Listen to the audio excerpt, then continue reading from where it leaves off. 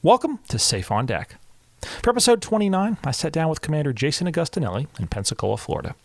Commander Agostinelli earned his commission via the United States Naval Academy in May of 2003, and following completion of flight training aboard Naval Air Station Pensacola and Randolph Air Force Base, he earned his Wings of Gold in February of 2005. For his first fleet tour, Commander Agostinelli joined Patrol Squadron 47, the Golden Swordsman, where he served as a P-3C Orion mission commander, instructor naval flight officer, and primary NFO NATOPS evaluator. While at VP-47, Commander Agostinelli amassed over 1,600 combat and maritime patrol flight hours, flying in support of Operation Iraqi Freedom and Operation Enduring Freedom. For his second sea tour, Commander Agostinelli reported to Special Reconnaissance Team 2 in Virginia Beach, Virginia, where he served as officer in charge of the Unmanned Aerial Systems Troop. Commander Agostinelli led a department of 40 personnel and managed 4 specialized unmanned aerial systems platforms, all while completing 2 combat deployments to Iraq and Afghanistan, supporting Special Operations Forces. In October of 2011, Commander Agostinelli reported for his third sea tour to Special Projects Patrol Squadron 2, the Wizards, where he logged 1,000 combat hours as a navigator, tactical coordinator, and mission commander, all while working in the configurations department, where he managed the unique and highly specialized sensor configurations of multiple Special Projects aircraft. Next, Commander Agostinelli was selected to serve as an avionics systems project officer at the Maritime Patrol and Reconnaissance Aircraft Program Office, Airborne Multi-Intelligence and Special Missions Branch, where he led the command's Quick Reaction Capability Program, integrating state-of-the-art sensors into EP-3 and P-3 aircraft. For his department head tour, Commander Agostinelli returned to VPU-2, where he served as both the Configurations Department Head and Operations Officer. After a brief tour at USSOCOM, Commander Agostinelli served as commanding officer of Training Squadron TEN, where he led the Navy's only squadron charged with primary flight instruction of Student Naval Flight Officers. Thanks again for taking the time to listen. In the future, I plan to continue to share similar interviews with both current and retired military aviators. If you have a question or a suggestion for a future interview, please leave it as a comment below.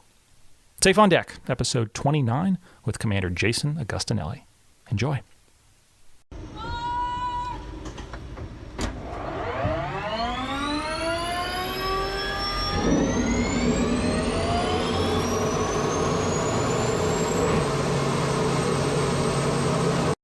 Jay, thank you again so very much for coming over, taking the time to do this. I start all these interviews the exact same way, so we'll start tonight the same way with you, sir. Where were you born? So I was born in Rochester, New York. New York. The cold north, yes. Indeed. Very different from old sunny Florida. Very different, yes. Tell me about Rochester. It's a great place to be between the months of, say, late April till about this time of year, October. And then for the rest of the year, it's pretty cold and icy and snowy. But right now, it is a beautiful place to be. We spend a lot of time up there this summer, and we try to spend a lot of time in the summers up there. Any family still back up that way? Yeah, so my all my in-laws are up there still. So I still have some aunt and uncles from my side, but majority of my in-laws are still up in that area. They're big apple farmers and fruit farmers up there. Apple farmer, really? Yeah. I don't think I've ever met an apple farmer. It is a cool operation, I'll tell you. I had no idea what goes into being a big fruit farmer like that. Yeah, I'm guessing a lot of hard work. Lots of hard work. Yeah, those guys work hard. Any distinct memories of aviation growing up? Like what kind of planted the seed, so to speak? Yeah, for you. Look at that. Look at you. I'm doing my best over here. Yeah, nice work. So I, being about my low 40s, I think back to the 80s. I grew up in the Top Gun era, Top Gun 1, the original. And I would say that my first time watching that I was in second grade, which seems really young because I recently let my kids watch Top Gun the original for the first time.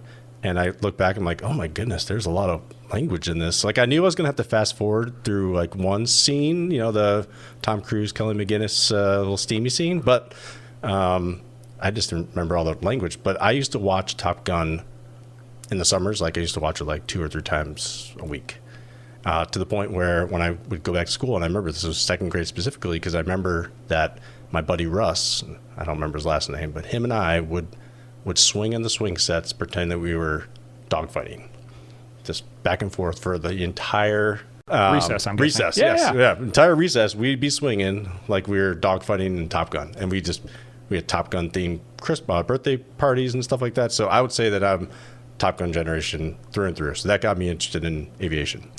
I was also very fortunate enough to travel a lot with my family. My parents did a lot of business trips. They would take us along. And so I got to do some traveling to like Hawaii, and we go to Florida to see my grandparents. So we traveled a lot. I remember one of my first flights was on Eastern Airlines. Now I'm really dating myself. But I remember just sitting in the plane and going to the airport, and this was an old school airport in Rochester before they got this beautiful airport that they have now, but this was way back in the day, and it's like seared in my brain, like walking through the terminal and walking out on the jet bridge and getting in the plane, and wow, it was just a cool experience. So ever since the Top Gun stuff and flying, I knew that was something I would always wanted to do. So what was your path into the Navy? You know, naval aviation is where you want to go. How'd you get there? So I was very fortunate that I was recruited to go play lacrosse at the Naval Academy, and I knew I wanted to fly, right? And I had a cousin who was a couple of years ahead of me who went to the Naval Academy and flew what did he fly? H-3s. It's a good-looking helicopter. So anyway, he's like you, like huge aviation buff, went to all the air shows, just like super, super into it. And we weren't even that close, but I hung out with them every once in a while. And every time I hung out with them was all aviation, right? Anyway, so he blazed the trail for me to kind of go to the Naval Academy. So I picked his brain a couple of years out before, in high school when you start making those decisions on like where you want to go. And he was already at the academy at the time. And, so he kind of helped me out with that. And then by luck of the draw, the coach there at the academy was interested in me coming down there. So kind of that was my path in. Like if it wasn't for playing lacrosse, I probably would not have gotten the Naval Academy, honestly, which goes into one of your questions. I know if I was a good student or not. So I was curious. Yeah, I would say I was an average to a below average student.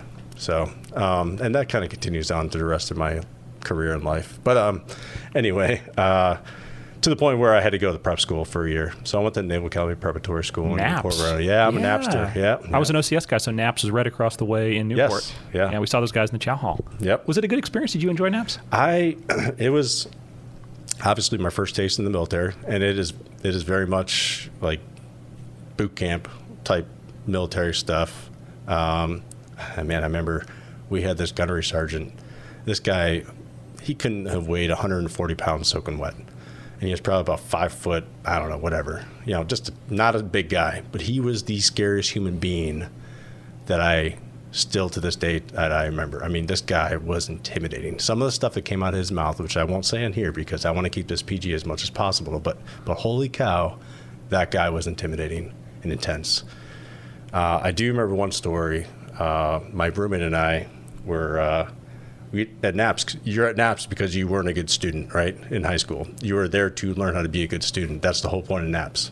So my roommate and I, he was a football player, also wasn't good enough to get in directly. We had 3 hours every night of study hour, like 3 hours mandatory study. The first hour and a half was silent study. You could not talk to your roommate.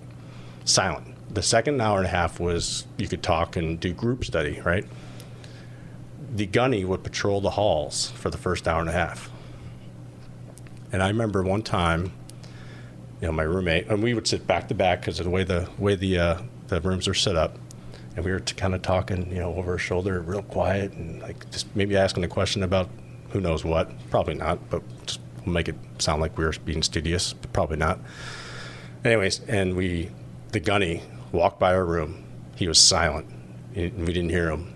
And he kind of walked by, and we both looked at each other like, oh my God, did we just get busted? And he walked by, and then all of a sudden he comes barging back in the room, like sprints back in the room and just braces us up. And I'm like, oh my gosh, oh no. And he just, he reamed at us for a while for just saying, just talking, Anyway. Good memories. Oh yeah, great memories. Yeah. So that was NAPS, but overall NAPS was a great experience. It got me to learn how to study again, focus study, and I made the best friends that I still to this day. Some of my best friends are my fellow Napsters. It's funny you mentioned that because the couple friends that I had in the HSC community, same thing. They still stayed in touch. Some Naval Academy, obviously, because that's where you're all headed next, but especially that NAPS, that 1 year bonding experience. It's amazing. I mean, you go through a whole year with them. Like I said, our chairs used to touch my roommate and I. That's how small the room was. And you just get really close with the fellow guys because you're going through the suck with them. It's the suck, but school, because school it was really sure intense schooling, right? And then throw all the military stuff on top of that. Learn how to shine your shoes, make your bed, and march, and all that fun stuff. But we had a good time because we also were allotted a lot of time off on the weekends, though. So we made the best of it. Because it's not Annapolis yet. They're getting you ready. Exactly, yeah. So during the week, it was all business. And then on the weekend, it was work hard, play hard. So. Okay, so that's year one. The next 4 years is going to be Annapolis. What was that like? Yeah, so we got down to Maryland after Newport. And, I would say the academy was a challenge for me the entire time. Because obviously I wasn't a very strong student. I started playing lacrosse, and lacrosse was very demanding on my time too, because you're trying to compete at the collegiate level, right? And I started late. I started playing lacrosse late in high school. I didn't start playing until I was a junior high school. So I had a lot of catching up to do with all the specifics and kind of the finesse of the sport. I would say I was more of an athlete, so I can just ram ahead, run down the field and do that. But I had to learn a lot of the finesse part of it anyway. So that took a lot of time, and then I had to study, right? So it was get up early, go do a workout for lacrosse. During your off periods, they wanted you to go and do some kind of shooting or some kind of drills for lacrosse. Lunchtime was lifting. After school was practice for 2.5 hours or 2 hours, and then you can crack a book and start studying for your whatever you have next. So to say that was a challenge for me to balance my time was an understatement. I give some of these guys a lot of credit that got through it. So, and there's a lot of people do it. I just couldn't do it. So I had to make a decision my sophomore year that if it was going to be playing lacrosse or graduating from school. So I made the decision to kind of step back from the varsity lacrosse stuff and join the club lacrosse team. And that was a lot less demand on my time. So I was able to balance a little bit better with my studying, and still had a good time playing lacrosse. Overall, I would say the academy was probably one of the hardest 4 years of my career, honestly. Really? For me, yeah. I'm just not a very good student. Never was. Just really hard to focus. I hate writing papers. Oh my goodness, I hate writing papers. You're not going to do much of that later in a naval career, though. It's only one and done, right? Yeah. In some cases, it's all you do is write things down. Well, yeah. Well, you just plagiarize some other people's stuff. Fit reps, and there's no original thought really. The greatest compliment is just using someone else's work. Yeah. Highest form of flattery is imitation, right? I've heard that many times. Okay, so at some point though, you're going to end up choosing a career, and you don't go to the Naval Academy, or do you? Actually, I don't even know how the process goes. No. Yeah. So anyone there is eligible for aviation, surface warfare, subs. Yep. Okay, so then how does that winnowing process begin, and where'd you end up going? Yeah, so your junior year, end of junior year, senior year, you start kind of narrowing down.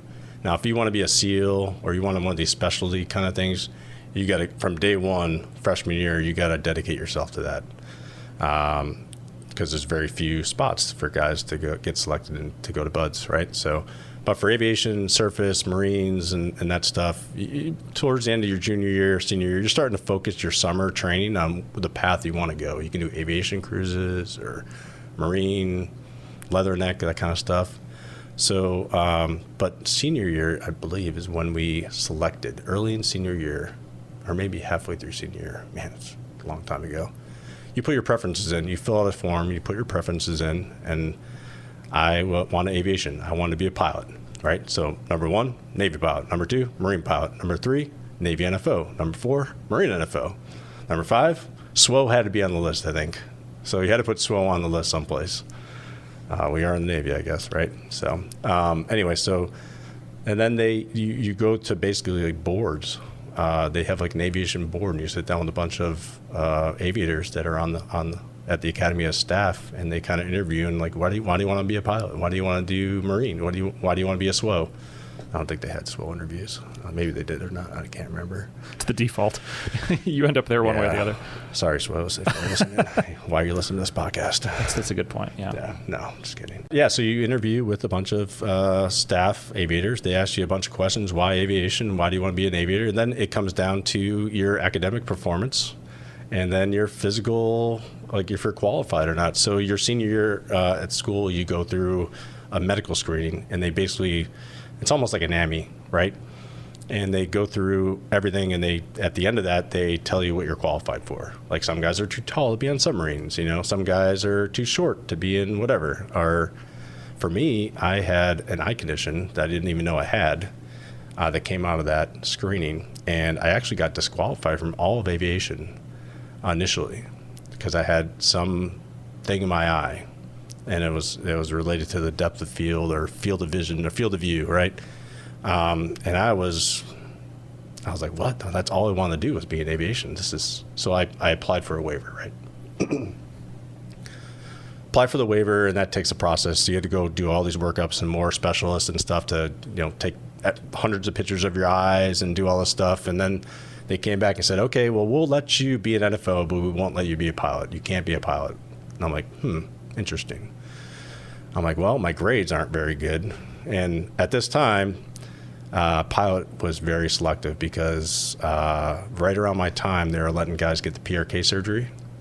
Before, you had to have 20/20 vision to be qualified as a pilot, right? But then they started allowing the eye surgeries, corrective surgeries. And so it opened it up to tons more people, which is awesome because you want the best for the group. So, but that put me out of the running really for pilot, I'll be honest with you, academic-wise, right? Or so I thought. So they came back and said, okay, you can be an NFO, but you can't be a pilot. I'm like, here's your waiver. Thanks. Okay, cool. I don't think I'm going to get a pilot anyway, so at least I get to be in the air. Cool. So fast forward, and that was probably like late winter, maybe early spring. And the results come out, and you get the results of, hey, you selected NFO. Awesome. That's what I thought I was going to get. How did they tell you, by the way? Is it literally like a sheet of paper arrives at your door? I'm just curious what the process is. I know SWOs have a big involved thing. I think it was a sheet of paper. Really? Yeah, it came, and you open it up, and there it was. And then there was some kind of hoopla of like selecting your flight school date, and the SWOs go and like pick their ships off the board, and every community has their thing, right? For us, it's going down and signing the board and when you want to do your start date for API. Okay. So fast forward from that to graduation, right? And 2 days before graduation, I get a phone call from the service selection committee or whatever it is, and they say, hey, Midshipman Agostinelli, do you still want to be a pilot? I'm like, yes. And they said, well, you were an alternate, and a few guys ahead of you got disqualified for whatever reason, right? And your name flows to the top, and you're eligible to get a pilot spot now. I'm like, oh, really? That's awesome. Yes. I'm like, what about my waiver? And they're like, what? I'm like, well, I have a waiver. I only have a waiver for NFO. I don't have a waiver for pilot. They're like, oh, really? Click. And they hung up on me. That was it. They hung up on you? Pretty much, yeah. Wow. I mean, for the most part, it was like, sounds about right. That is the first time in my career that I realized I need to keep my mouth shut and not volunteer information, right? What a way to learn that. Because I probably could have got down here to Pensacola and went through the NAMI, and fast forward to that, and down here in NAMI, going through the process, and the doc's reviewing my record, and he's like, I don't know why they disqualified you for pilot. I'm like, are you serious? He's like, no, you have this eye condition, but it has nothing to do with your ability to be a pilot. And I'm like, are you willing to write that down for me and vouch? So I ran from NAMI to the API coordinator, right, or the API officer. And I was like, hey, sir, and it's like some lieutenant commander, right? I'm like, sir, hey, I'm trying to explain to my situation. And he's like, okay, cool story, bro. Moving on. And, basically, don't really care. I'm just trying to get guys through the system, and I already, your numbers are here. So anyway, long story short, second lesson I learned was never take no initially for an answer. And I tried to instill that when I was a CO for a while. To Absolutely. a lot of these kids, a lot of these young guys and gals that came through. You don't take no as the first and final answer. No one cares more about you than you. That is exactly right. That's why I like to. And there's a balance, right? Like there's been some folks that have taken that to an extreme. Yes. It's very much like, what I try to tell folks is the tiny little bit of wisdom that hopefully they're still listening to. They haven't rolled their eyes back too far on their head. At a certain point, it's going to be about others. When you're a divo, when you're out there in the fleet, like, you're taking care of the people in your shop, the people that work for you, the people you fly with. But, in the interim here, you have to be your best advocate. Gosh, what a... Yeah. No. It's all good, though, because, I went on and had a great NFO career. Absolutely. Always still wanted to be a pilot, and ended up meeting that goal, and got a civilian pilot's license or civilian pilot certification. So just wasn't meant to be in the Navy, which is fine. But looking back on it, it was a great career as an NFO. But it's a good data point as well to know. It is. Yeah. Awesome. Okay, so you're down here in Pensacola. Yep. Were you VT4 or VT10? I was VT4. Okay. And so back then they did parallel sister syllabus. They did the exact same syllabuses, right? Yep. And so I was VT4. Growing up in the Top Gun generation, I wanted to be F-14 Rio, right? They still had F-14s. There was still people selecting that in my classes. So T-34 Charlie, right? T-34 Charlie. Okay. Yep. First airplane? Was that the first airplane you'd ever flown in? Yeah. So first small plane that I ever flown in. First time I ever flew. Airliners don't count. This is the real deal. No, this is the real deal. Out of Sherman Field. That's cool. Same hangar. Yeah. Yeah. Same hangar. Indeed it is. And to the point where when I came back for my last tour here, I was walking the halls with the skipper at the time, and he's taking me around, showing me around. I knew where I was going. I walked past the student ready room, right? And I look in there, and there's the VHS tapes and the VHS player in the corner with the same huge TV. The same tapes are still there. And it was just funny because, throughout the time during that tour, I'd walk by and I'd see some students trying to figure out how to make these VHS tapes work. And some of them would figure it out, and they're watching like Die Hard or something on there. Star Wars, I've seen that too. Yeah. So it's amazing. So, and I got chills down my spine when I saw that ready room for the first time, because you spend a lot of time in there. And if you're sitting on standby, you're just... Am I going to get picked up today? Anytime an instructor pokes their head in there, I remember as a student at VT6, you're like, is this for me? Is it not? I want to fly, but do I want to fly with you? Yeah. Oh, please don't be Major so-and-so. Yeah, exactly. What was that first flight like? Do you remember it really distinctly? I remember it being a lot of fun. I don't remember it vividly. I remember it being a blast. So the reason I mentioned that, I know obviously the syllabus changes from time to time. I think when you went through, the student NFOs flew the airplane a lot more. Is that an accurate... Yeah, we did all the landings and takeoffs and stuff like that. So yeah, I would say the same amount of number of flights, I think it was. Maybe a couple more, I can't remember, but it was a very similar syllabus when I got back here. So I'd say, we flew a little bit more if you were trustworthy enough to fly. Absolutely. I was kind of on the, on the border, whether they let me fly or not, but it was fun. Any good cross countries, form flights, any fun stuff that you remember? I didn't do any form flights. My first form flight was back here as staff. Really? So the syllabus back then, the primary syllabus, did not have any form flights for students. That was a recent change. That happened just a couple of years ago when we started introducing form flights for primary students. I'm so glad we do it. I think it is the ultimate, right? You're combining literally everything you've done in the syllabus up to that point. Yeah, so. They're some of the most fun flights I've done in my whole career. So. Oh, I cut you off though. Any good memories going through VT4? Man, the winging parties are fun. Really? Was it? I'm guessing at the Mustin Beach Club. No, down at Flounders really? Or at the beach. It was. We had some good. We were always linked up with Training 5. So a lot of my buddies were pilots, right? So, they'd be winging, or they'd have somebody to wing, and didn't even matter if you knew anybody that was getting winged. You just go crash the party and drink their beer, right? So that was.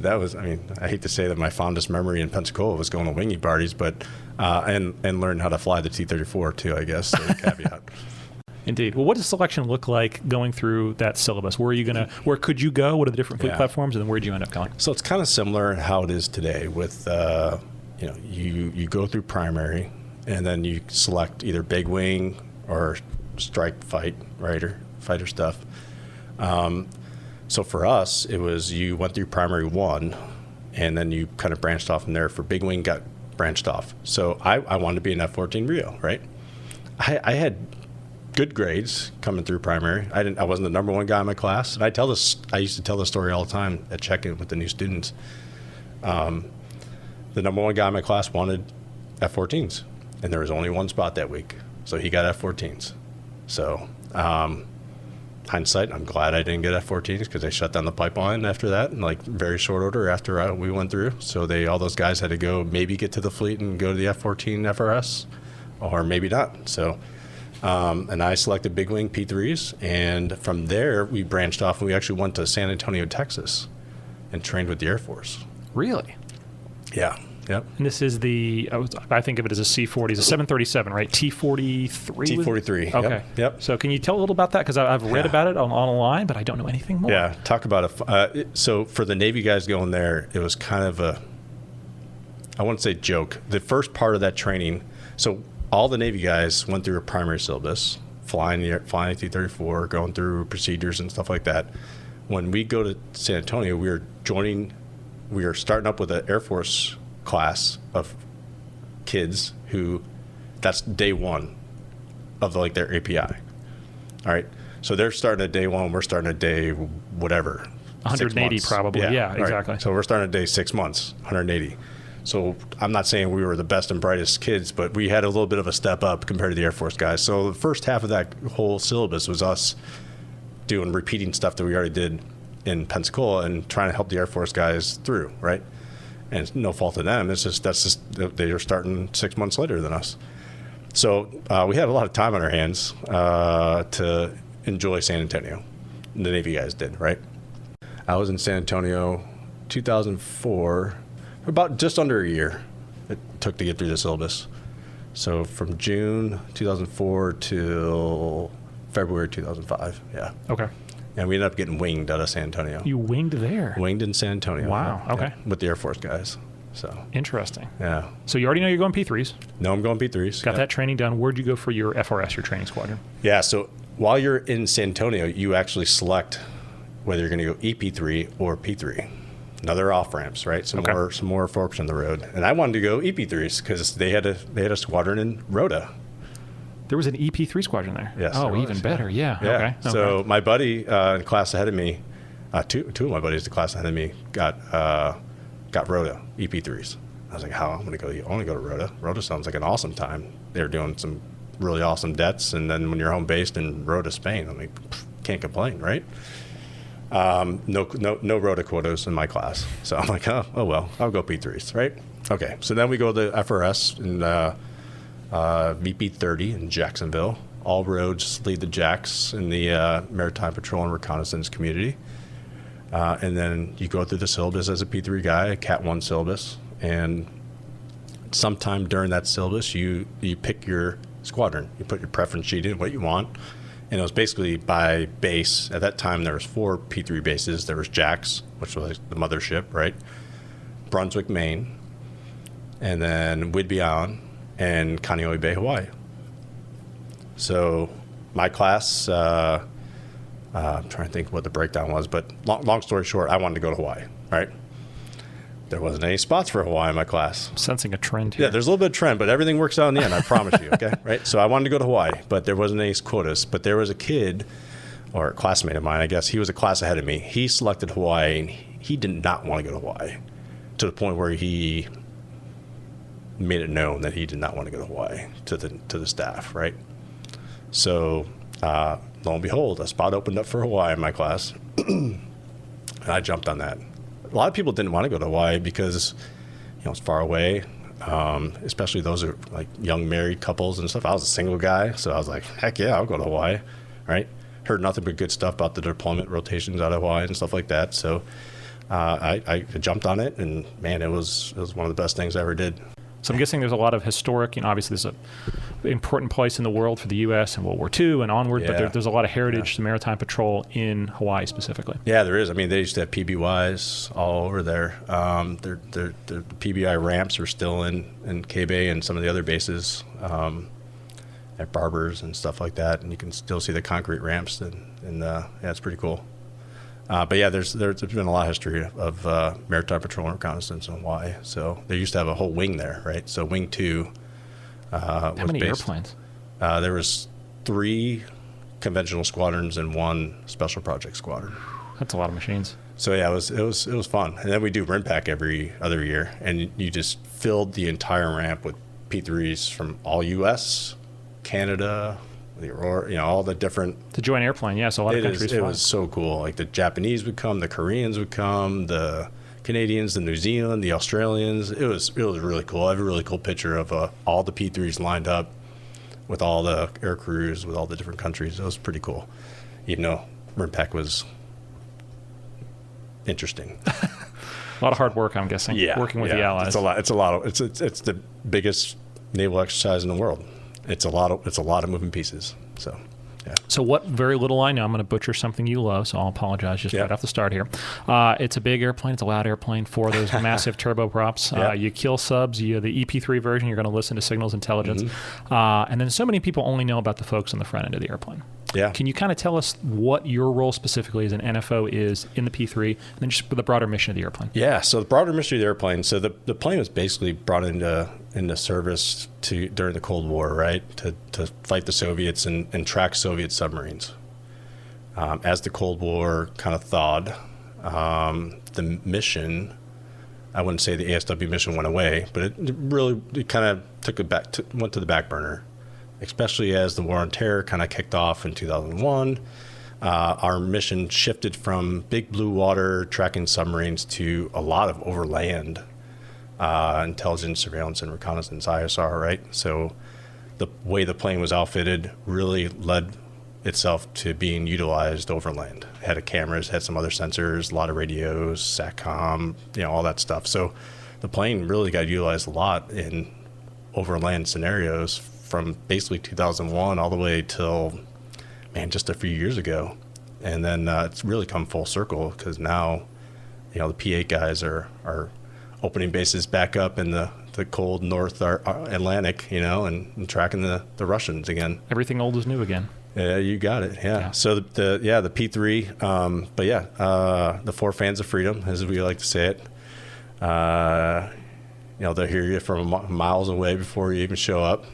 And it's a fun plane. I mean, we used to do ASW flights. I did all my ASW anti-submarine warfare. All my ASW flights were down low, 300 feet off the ocean, yanking and banking, and tracking subs. I mean, it was cool. It's basically a chess game, right? We did this thing in Hawaii called the Submarine Commander's Course that was based out of Barking Sands out in Kauai, the Pacific Missile Range, right?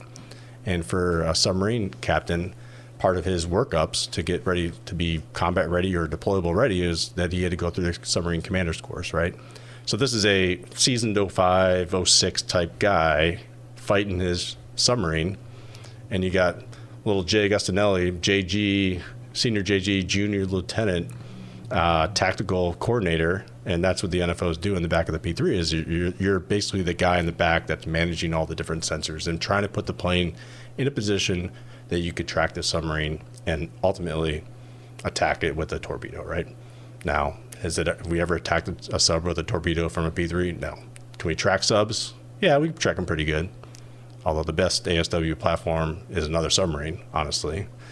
But P3 does a pretty good job. We spit buoys out of the bottom of the plane, both passive, so just hydrophones, listening for submarine noise signatures, and then active where, the one ping only, that kind of thing. So I was hoping you'd make that quote. If not, I was going to get in there somewhere later. I know, yeah. So it's a documentary, The Hunt for Red October. Yes, it is. It's required video to watch in the Navy. But anyway, so that's what we did. So we did ASW training. I did a lot of training, which was really weird because all the stuff we did in home cycle was all ASW related or surface search or, working with Big Blue Navy, working with the carrier strike group and that kind of stuff. And then we would do on deployment and hardly ever went over water, right? It was mostly over land, working with the Army. What year was that first deployment for you? 2005. 2005. So I showed up to the squadron in fall 2005, and we went 2 weeks later. I was on deployment. So yeah, I did one flight at home as like an upgrading navigator because you start off as a nav, and then you upgrade to the tactical coordinator. I did one flight at home just to make sure I was safe. They fired me out to Al-Udeid Air Base, right? And then my first ever operational flight, I was still an upgraded navigator. I wasn't even qualified nav. I was with an awesome instructor who became one of my best friends in the P-3 community, and he's sitting on the comm box next to me with the headphone, headset, just sitting there over my shoulder, making sure we don't screw it up. And this is back when we had GPS, but it wasn't really supposed to be plugged into the plane. It was this weird thing. Like, you had GPS as SA, but you couldn't really use it for navigation. And we had the INSs, the inertial navigation systems. All it was just like readout of numbers. There's no like moving map, Gucci systems, right? God, I'm really dating myself. But that's where all this stuff came from. We take it for granted that you have Google Maps on your phone or ForeFlight. Yeah. Oh my gosh. It had to start somewhere. Game changer. Yeah. So my very first flight is a Strait of Hormuz straight transit, right? And I'm looking at these little red numbers on the INS, and it's telling you if you're left or right of course. And hopefully you plugged it in right, because there's you got to cycle through, hit the magic combo to actually see if you have it plugged in the right waypoints. And I'm on it, and my buddy's sitting next to me, and he's like, "Hey, you're doing fine, man." And we're on the line, because you had to be on the line. I'm sure you've done them in the past, right? You did some. We got close to Iran, but nothing like a straight transit. I mean, there's points where you're less than 12 miles. I mean, that's the point of a straight transit. It's freedom of navigation, right? You're exercising that freedom of navigation. So we're on the points where you're in between, I don't know, Iran and UAE, right? And Iran is screaming at us on the radio, and we're giving our canned responses. And I'm sitting there just sweating, like, am I off the line? Am I not in the right spot? I don't want to be left of the line. I want to be south. I want to be to the right of the line, if anything, right? But it all worked out. I was fine. But that was my first operational flight, and I tell that story to the young guys and gals that come through the school too. Like, this could be your first thing. I mean, yeah, I wasn't getting shot at. It wasn't like we were going to get blown out of the sky, but to have a foreign country screaming at you that you're in their airspace and you're in your first flight, an operational flight, was interesting. Yeah, those guard calls haven't changed. I've heard one or two. Yeah, no, and then you just get used to it, and it's like, okay, they're calling us up. Yeah, they're saying we're not. Yeah, once you get one of those calls from the ships. Yeah, from our ships saying that you broke the line, that's when you really get worried, right? For sure. Not the Iranians saying that we did something. What'd you think of the deed? How'd you enjoy Al-Udeid? Oh, the deed. I've never shut down there, which I'm told is the best way to experience Al-Udeid. The helicopter kept spinning, and then we took off. Yeah. I mean, it was an Air Force base, right? So they had the infrastructure. Actually, it was really, compared to all the bases I've been to, it's probably one of the nicer bases in that region of the world, right? So they had all the facilities, had all the good food, great gyms. They had these huge trailers that you lived in, almost like dorms, kind of style. So it wasn't bad. It's making me smile because my Air Force buddies talk about those trailers as if they're the worst thing in the world. No, but again, for us, Navy, man, it's not a great boat. No. And we'll talk more about my next deployments, but I spent a majority of my life living in a shipping container. So having a trailer where you had it wasn't that bad. So were the majority of those missions, we talked about straight transits, that intro, which is a heck of an intro, but is it mostly overland Iraq, overland Afghanistan? Where were you all going from there? Yeah, so the way P-3s deploy is they have a place where they plant the flag for the squadron, right? A CTG, I think it's called, right? So the whole squadron picks up and goes to the CTG, but then so that's your hub, and then you'll have spokes and dead sites all over. So at that time, Al-Udeid was our hub, and we had debts to Djibouti, which is in East Africa, and we had debts to Ali Air Base in southern Iraq. So during that deployment, you would get rotated through the debts. So when you're in Al-Udeid, you're doing like Persian Gulf, like sea surface support for the carrier strike group. So that was our overwater stuff. That was our overwater experience. When you're down in Djibouti, we did a lot of overland flights and a lot of counter-piracy stuff off the coast of Somalia. And then up in Iraq, that was all feet dry. No water. You're up in Iraq someplace providing ISR support to convoy supports or looking for IDs, looking for out in front of convoys, looking for guys planting IDs, that kind of stuff, and reporting back to the convoys if you see something suspicious or that was mostly the mission there. So. And you're the voice on the radio for those folks, right? Because I'm guessing the pilots are doing the ATC. Believe it or not, there's ATC in Iraq even when there's war going on. Yep. They're doing that side of it. You're actually speaking to that person on the ground. You're the link, the voice on the radio, literally. Yeah. You're talking to the convoy commander or whoever their RTO is, the radio telephone operator, right? And you're talking to the convoy. And you're saying, "Hey, I think I see something out ahead of you. You might want to stop and check it out." And it's like, do we tell them? I mean, because we're looking at an IR camera that wasn't very good back then. Yeah, but it's better than what they have on the ground, which is a lot less SA. Right. But at the time, I was like, man, we got to tell them because if it ends up being something, then we're going to really regret not saying it. So, I mean, I hate to say it, but we probably told them, 99 out of 100 times you told them something, it was nothing, right? Was there ever that 1 out of 100 for you? For me, no. But for some of our crews, yeah, they saw guys planting IEDs, or they saw like a mound that was like freshly moved dirt, that kind of stuff, and they reported it, and they saved some lives that day, hopefully. It was really interesting. When we were up in Iraq, we would be walking around on base, right? And all the Army guys that do the convoys that we're supporting are on the base too, right? And they would stop and was like, "Hey, are you so-and-so?" I'm like, yeah. Like, "Hey, thanks a lot. Were you flying the other day?" I'm like, "Yeah, I was flying." And they're like, "Yeah, man, thanks a lot for doing that." Just having us up there, even if we didn't find anything that day, provided kind of a comfort level for them, because they're out in the middle of freaking nowhere, Iraq, going down these roads and not knowing if they're going to come across something bad, right? So, I mean, that was cool. I mean, that was nice to hear that feedback, because you really didn't get a lot of feedback, especially when you worked with the ships and that kind of stuff. So, you're living with these guys on a daily basis. So. I try to tell the students the same thing, that professional, detached, that voice on the radio. That's how you're going to be known in the next career. Because the T6, sure, we're training, we're doing the very beginning steps, but one day that's as an NFO with your professional calling. That's how you're known. I guess there's probably a more eloquent way to say it than that. But you got to practice it at some point. We hope they're practicing it here with us, and heads aren't exploding in the Pensacola airspace. But because one day that guy on the ground, like if you sound freaked out in the air, I mean, it's not going to bring calm and comfort to him or her. So that's cool. So you talked about the 3 different det sites, Djibouti, piracy stuff. Yeah. I know nothing about it other than the documentary about Captain Phillips. Which again, not a documentary, but what was that flying like? So that was interesting. It was basically going out of Djibouti, and it was like an hour, 2-hour transit down, depending on where we're going, off the coast of Somalia. I mean, it could be a 3-hour transit to get down to where our operating area was for the day, whether it was over out over the water or over the coast by Mogadishu, that kind of stuff. You had 2 kind of things going on in East Africa. You had the pirates, right? They were taking over cargo ships and sailboats and stuff like that. And then you had Al-Shabaab, who's still an issue in East Africa today. So we kind of bounced back between missions, counter-piracy and counter-terrorism. So, but basically it'd be for a counter-piracy flight, we're going out and we're just using our radar and then getting eyes on every ship that's out there and trying to figure out whether it's, good or bad, right? And I personally, our crew did not come across any pirates that we knew of until after the fact. One time we were supporting, there was a ship that was taken by pirates that apparently the intel said that the pirates left them and they were just dead in the water, floating, and they needed help, right?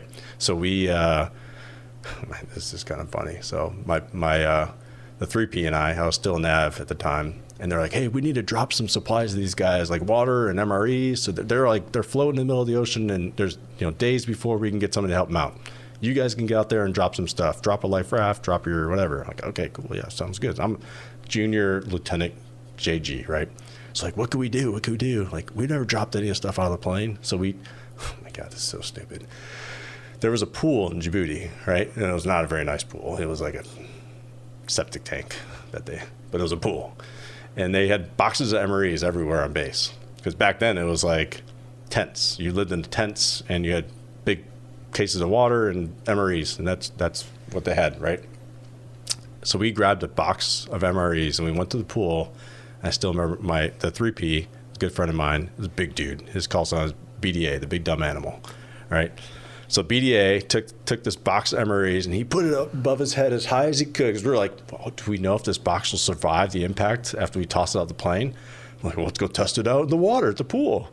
So he takes this box of MREs and he slams it in the pool as hard as he possibly can. Oh, that's a good simulation on the impact it's going to hit after flying. Getting Basically the same thing. Basically Yeah. the same thing, right? Well, the box survived. So, hey, if we're good to go, throw that out the plane. Oh, my God. Anyways, long story short, we get out there. We are close. We are strapped in with our old harnesses. We're about to open the main cabin door. We get called off. Do not drop anything. Like, they're waving at us. Like, we're flying over and they're waving at us. And we go back and land. They're like, yeah, that was the pirates. They never left the ship. They were just running low on supplies. They wanted you guys to resupply them, basically. So Right on. Yeah. There you go. Yeah. Fog of war, so to speak. Yeah. Wow, man, you Anyway. could have. Yeah. It's not as close as they got the pirates. Okay, so you're talking about little exciting things, but still an exciting first. You're always going to remember that first deployment fondly. Get to go to 3 different places, but Yep. your second deployment, a little bit different, right? Yeah. So, we were home for about I think it was 18 months in between. So then we worked back up and, hey, what do you know? You're going back out to the 5th Fleet because that's where, if you remember, back in 2008, this was 2008 now, that's when the surge in Iraq was going on. I was a high school student. I remember. I was going to ask where you were.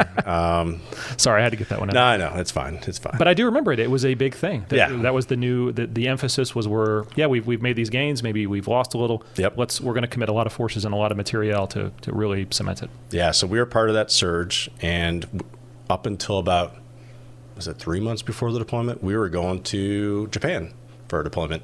And we were planning for Japan and doing everything for 7th Fleet operations, right? 3 months before the deployment, our skipper got word that, hey, you guys are going to Iraq, and you're going to be the first P-3 squadron to be based in Iraq. Not there was detachments there, but planting the flag of a P-3 CTG in Iraq. And oh, by the way, you're leaving a month early too. So we had 2 months, or basically 2 months, to get ready for a complete pivot. That's a big pivot. And then I'm not even thinking of the families. Oh, yeah, by the way, you're leaving a month early. And you're going to a less fun part of the world, so to speak. That's standing up a month early. So that backed that up with all the pre-deployment stuff and the advanced party. And all stuff. Yep. So it was ended up being, we got it done. We were all rallied behind it. They basically took all the good P3s in the whole P3 fleet and threw them at this one det site, or this one CTG, because they wanted all the good performing P3s. And this is back in, and I think Admiral Kozad might have mentioned this in his interview about the red stripe, P3 red stripe. I don't know if he did. Somebody, I can't remember, maybe Short Round mentioned it. But anyway, there was this big red stripe event where they struck a bunch of aircraft because of their wing roots. Really? Were cracking. I'm pretty sure that's what it was. So, I just want to make sure I unpack the term. I think it's a Navy Marine Corps aviation specific thing, but something big is broken across the fleet, and so you literally, like in the book, it would be a red stripe across it. Don't fly this airplane. That plane is done. And it's in this case they were done. Yeah. So some of those planes were done. I think some of them they were able to resurrect and kind of fix or do some wing root repairs, but it was basically fatigue, cracks in the wing roots. They red striped. I can't remember how many planes they red striped, but it was a lot. So the whole MPRA fleet was really hurting for planes, but we were fat on planes because at the time that was the priority, was the surge, right? So we picked up the whole squadron, and I think we had like a dozen planes or something like that. I mean, it was insane how many planes we had, and flew them all to Iraq. And we're on base in southern Iraq, and so instead of being in LED, we would det to LED. But the majority of flights were out of Iraq. So we were doing 3 days on, 1 day off, right? And these were 8-hour missions, 3-hour pre-flights, 8-hour missions, 2-hour post-flights. So if you do the math, you can't really do that. You can't do the same time every single day. So the great OPSO of the time, and he was a good guy, their idea, and the DHs, I can say that because I was a DH, right? The brain trust of the DHs thought it'd be a great idea to maintain the 3 on 1 off for every crew, but every day you would shift 3 hours to the right. So if you briefed at 6, the next day you briefed at 9, the next day you briefed at 12, right? Well, by the end of that 3-day cycle, you were exhausted because you've shifted. Well, I'm not gonna do public math, like 6 hours. Your sleep cycle is almost you cannot get on a sleep cycle, and it was very dangerous. I'll be honest with you. I remember flights when we came back, and the only person awake in the whole plane was the person flying at controls. The flight engineers asleep, the co-pilots asleep. We're all passed out in the back, It was dangerous, dude. I'm telling you. A bunch of us JOs, because at this time I'm a senior JO, and I'm a senior lieutenant now, or senior-ish lieutenant. I already have one deployment under my belt. I know everything, right? Right. And a few of us got together, and we approached the DHs. They're like, sirs, this is not good. Something bad is going to happen, right? So they kind of, they adjusted a little bit, but we went on that 3-day on, 1 day off cycle for a long time, and it broke a lot of people. One story, this was interesting. So our skipper, fantastic guy, amazing leaders, one of those guys, one of the most charismatic leaders I've ever worked with. When I think of how to be a good skipper, I think of him. Like, he's the first face that comes to mind. Like, how do I want to be? I look at this guy, right? So anyway, he would fly. He's a pilot. He was a great pilot. He jumps on a plane with us on our crew. So I was the tactical coordinator. So the senior JO on the plane, right? We do a mission. We go up and do an 8-hour mission. We come back, and there's a big dust storm that's kind of rolled into Ali Air Base. All right. Pretty common. We shoot a couple approaches, cannot break out, right? I mean, there's not a huge infrastructure. There's no like chasing rabbits. It's not a big infrastructure base, right? For when it comes to airfield operations. It had parallel runways, which was nice, which will kind of tell you why. I'll leave you to here soon, but long story short, we did a couple approaches, could not break out. We hit our bingo fuel, and we had to go to LED for gas, which is an hour-ish flight, right? Maybe hour and 10 minute, hour 15-minute flight to P-3. So we hit bingo, go to Ali or LED for refuel. We're on deck there, and Skipper and I and the crew PPC, the patrol plane commander, there's another JO. We're all kind of like, okay, looking at the weather. We did not have the technology we had today.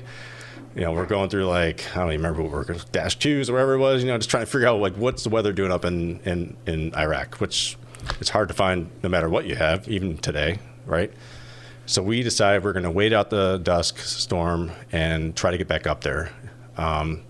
So what we did was, and we were like, hey, if the dusk clears by this time, and we're thinking about our 18-hour day, right, crew day. And we were trying to, like, if we can get up there, we can shoot 2 approaches. If we can't break out, we're coming back to LED and we're shutting down and we're spending the night. Okay, that's the plan. Let's do it.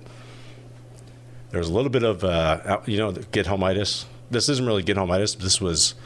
We had a sweet plane that was it was a performer for us, and we were running 24-hour ops. There'd be like 3 planes in the air at one time, 24 hours a day. Really? Yeah, okay, yeah. So I did the math backwards. Oh, yeah. Wow. Yeah. 3 planes. Wow. Yeah, that's so a lot of flying. You got 3 crews flying at all times. So they wanted that plane back because it was a performer, right? You have some other planes in maintenance, and planes go down. This one not the good mission system. So skipper, in his thought process, we got to get this plane back because we got to turn it around for the next crew. All right. Bad on me being a junior or lieutenant. I probably should have pushed harder and said, hey, skipper, it's not worth it. Let's just spend the night here. We'll get it back in the morning when the weather's good, right? Okay. Fast forward, we go back up to Iraq, get some gas, go back up to Iraq, and shoot the first approach. Nothing. Can't break out. Come back for another. We shoot the approach, and in Iraq they had these big, like those lights, those construction lights. They're on cart lights, basically. They were all around the perimeter of the base for security. They weren't for airfield, like, here's the runway. They were like, is anybody attacking the base or anybody patrolling around the perimeter, right? So they broke out with one of those. And they knew, hey, there's one of those that was lined up perfectly with the runway. So they called runway environment. And they came in. I say they. I was in the window. I'm looking sideways out the side of the plane. I can't see anything. They're out in front, looking in front. So they call runway environment inside. Based on that light, and we truck in, and at the last second, the flight engineer calls out, wrong runway. So we shot an approach and landed on the wrong parallel runway. Not a big deal, right? But like 2 days before that runway was covered with heavy equipment because they were tearing it apart. So we land, we taxi back, we realize what we did. Skipper gets up, calls us all in the back of the plane. He goes, hey, guys, today I put all your lives in danger, and I am going to go resign as your skipper because I do not ever call me skipper again. And he walked off the plane, went into his office, closed the door, and called the Commodore. And we're my gosh. we're all just like, holy cow. Like it messed with them pretty good, right? Like I said, this was one of the best leaders I ever worked for in my whole career. So again, a bunch of us JOs got together and like, he can't quit right now. Like we're hot and heavy in this deployment. He's leading us through this. We're in combat, right? And long story short, a couple of us went in, like knocked on the door. Hey, skipper, can we come in and talk to you? Like, hey, we were all there. It was all, we were all part of it. You can't leave us. Can't leave us during this deployment. We need you to finish this off. So I don't know if that had anything to do with him not resigning. Bottom line is we finished the deployment with him, and but that was an interesting time for sure. And that's man, what an impact that he had, that his style of leadership mattered that much to y'all. Because let's be honest, I think for right or for wrong, we've all served under folks that maybe didn't have that charismatic. Oh, yeah. You can tell if someone cares. You can't fake that. No. And he didn't. And you could tell he was looking out for y'all. And so in that moment that he needed it, y'all looked out for him. Yeah. Oh yeah. I've had skippers that if they did the same exact thing and they came back in the plane and said, "Don't ever call me skipper," I would have said, "See ya." Yeah. Been real, dude. It's indeed. You know what I mean? Yeah. So wow, what a story. It was. I mean, we weren't in danger, but it was just eye opening. Like, there was like dump trucks and front loaders and all that stuff on that runway just a couple days earlier. So it would have been over. Yeah, we would have been done. What was the difference between those missions, flying, being based in the country, in Iraq, and again, same stuff, convoy support. You're talking about the surges going on at that time. Yeah. Was it more kinetic in nature? Yes. Yeah, I'd say a lot more kinetic in nature, a lot more direct action, a lot more direct support. We still did the convoy stuff. We still did base security stuff because our base got rocketed every week or mortared. So we did some flights around the base where we literally just burned a 5-mile circle around the base for 6.5, 7 hours, waiting for people to plant rockets so we can find them. And, but you could hear the plane right above the base. So we were a security blanket basically, right? Because there wasn't any rocket attacks during when the P-3's flying because, four fans of freedom are blasting those DBs everywhere. So anyway, but way more kinetic, I'd say. We did a lot more direct support to raids and some of the special operations stuff. Okay, so 2 deployments in. After that, generally, it's 3-year orders at your first fleet tour? Yeah, 3 years. Okay, Some people get extended a little bit more or less, but after that, generally you're going to go from that first sea tour to a shore tour. Right. Generally. But I'm guessing that's not the case. No. Okay. Yeah. So after that deployment, I decided I wasn't done yet with the operational stuff, and I was working with my XO at the time on my follow-on orders. I don't know if you guys did that, how you guys worked orders after your first tour, but usually you went through the XO, and I told XO that they wanted me to go back to the FRS to be an FRS instructor, which is on the golden path, right? And if you will find the trend in my career, I was on the golden path for 1 tour, right? My first tour. And then I was way off the golden path. All right, so I decided I wanted to stay in the fight, and I wanted to find some kind of follow-on orders that kept me deploying and kept me operational. I wanted to go to the Special Projects P-3 Squadron. At the time, they weren't taking second tour guys. They would only take third tours or DHs. So dissociated tour or department heads. They were taking onesies and twos. They actually had verbal orders to one of the squadrons on the East Coast. But while I was negotiating those to get them into written orders, my XO found this gig called the Special Reconnaissance Teams in Virginia Beach. And he's like, "Hey, I got this email from the detailer." He says, it's drones with the SEALs. I'm like, "Okay." I'm like, "Anything else you can give me?" He's like, "I got nothing. The only thing is you have to go to Virginia Beach and basically interview and screen for this."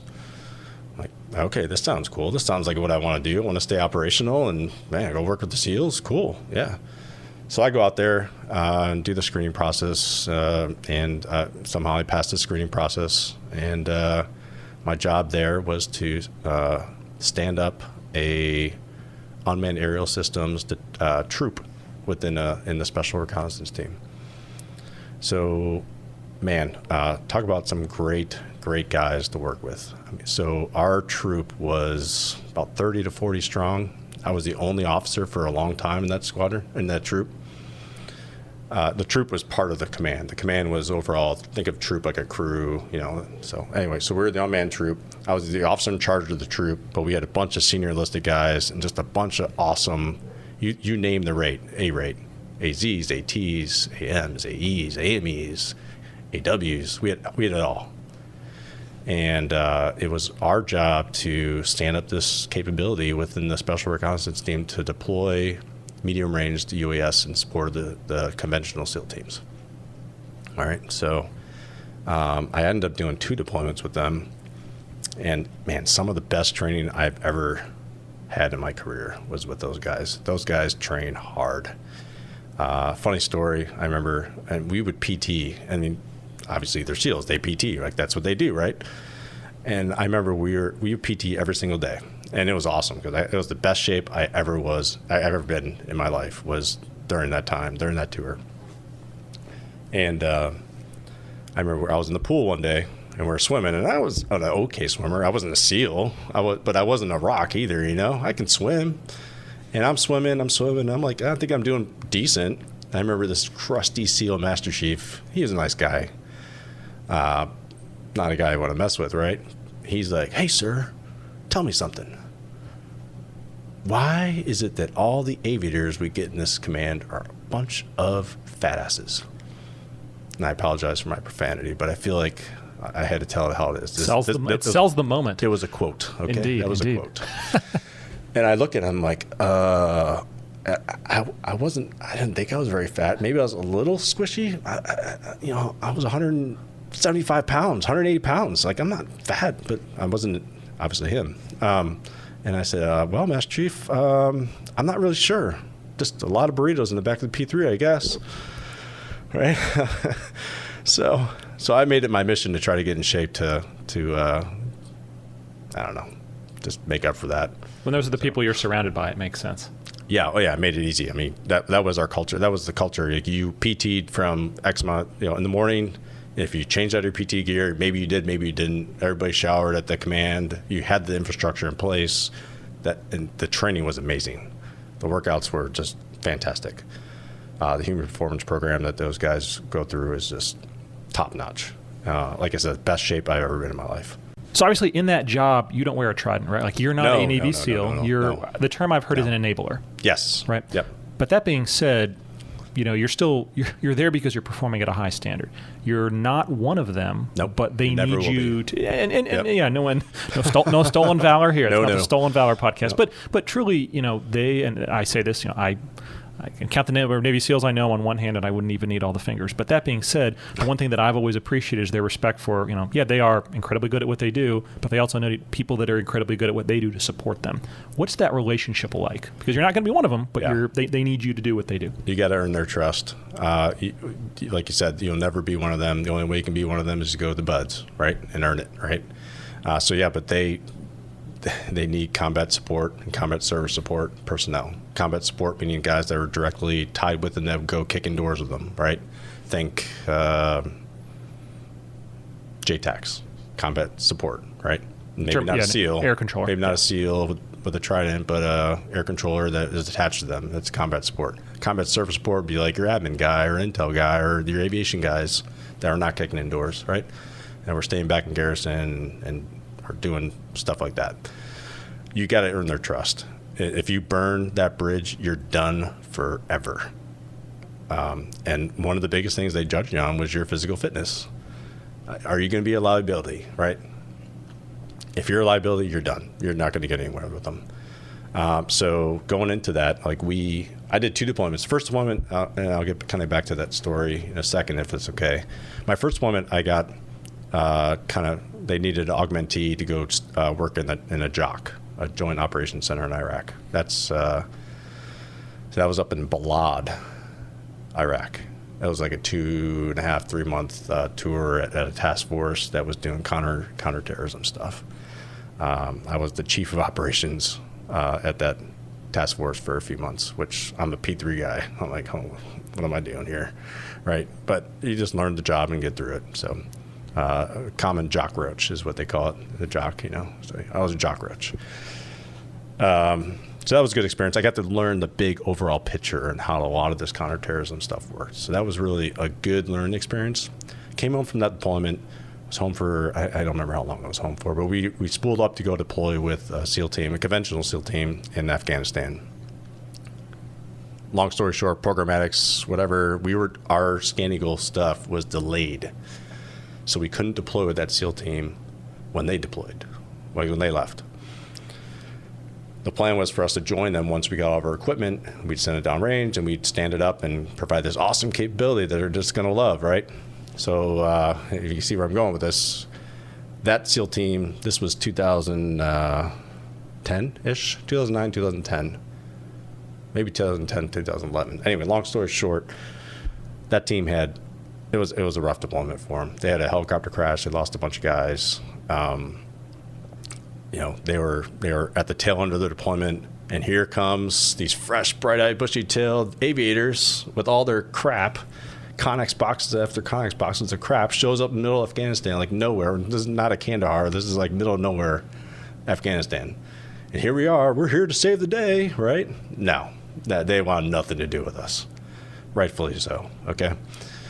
But it was our job as the UAS troop to stand this debt up and try to try to sell it to them, basically, right? If there's anything that ever got me prepared for any kind of business development in my civilian life, it was that deployment. We basically had to sell this capability to the SEAL team that was being outright hostile to us.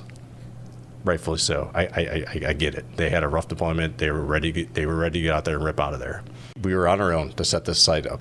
And man, the guys that we had on that deployment, the aviators we took out there, or the air crew guys and all the aviation rate guys, those guys, man, they worked their butt off to get that site up, even under the worst conditions, like to the point where the team leadership, like through them, this is crazy shit, man, stuff. Sorry.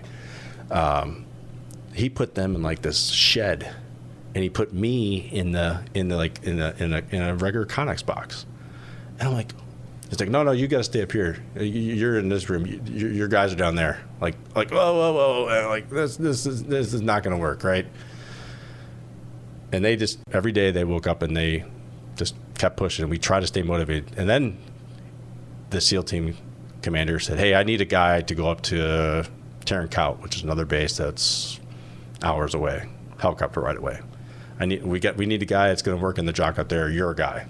So he took me away from the team, from the troop, to the det, right? You're a guy. You're going to go be this warm body in the seat up there. Like, okay, I didn't really have an option. It wasn't really a choice. They need an officer, and here you go. You're going. You're the officer that's here. You're going. So we had some fantastic chiefs that basically they stood up the whole det site while I'm up in Tarankot playing area support team liaison, right? And I'm talking to them whenever I can, like feeling like, hey, how's it going? What do you guys, do you need anything? I'm trying to get logistic stuff set up from Tarankot because that's where all the logistics came from. Like, you guys need building materials. What do we need? So I'm trying to organize them from up there. I get back down after that little stint up north, and they had the det site laying flat. Like, it is ready to go. I'm like, holy cow, you guys are awesome. So now it's time to sell this capability to the team. And they're still here. They're getting ready to rip out, but they're getting close. So they're still around. They're still the team we're supporting. So I said, okay, this is what we're going to do. We're gonna launch one of these drones. And when they heard Scan Eagle, they had no experience with it. They thought Shadow. I don't know if you know what Shadow is. I do. It's an Army drone. It is. And it sounds like a lawnmower in the sky. It is loud as heck, and it burns every single target out there. But it's a camera in the sky. So they think Shadow. Like, we're not flying that thing. We're trying to do, like, not burn targets. Yeah, covert. You don't want to. Yeah, exactly. Yeah, kind of like that. Yeah.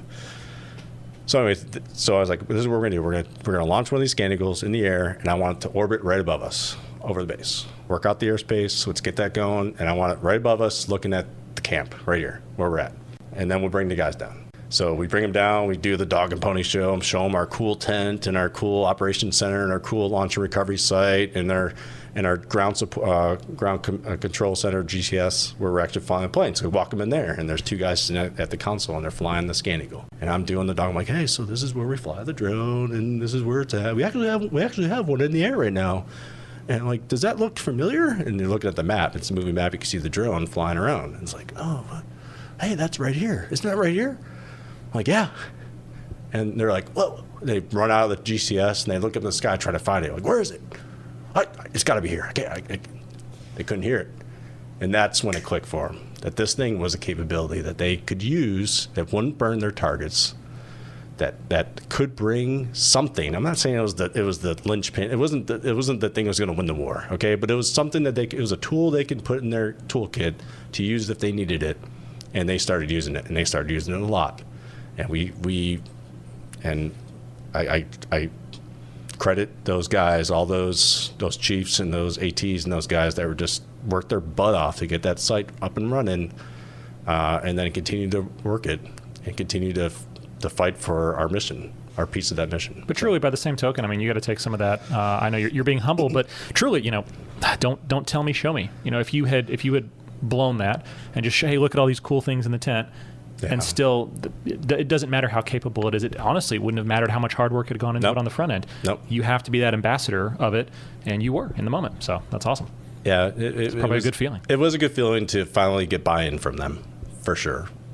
And then they ripped out, and a new team came in, and they were all about it because they were fresh and ready to go. They came from stateside, they were ready to go, and we were already established, so we were like the guys already in town, so we were the resident experts for being there for 3 months prior, And then it just built on that. So it was great.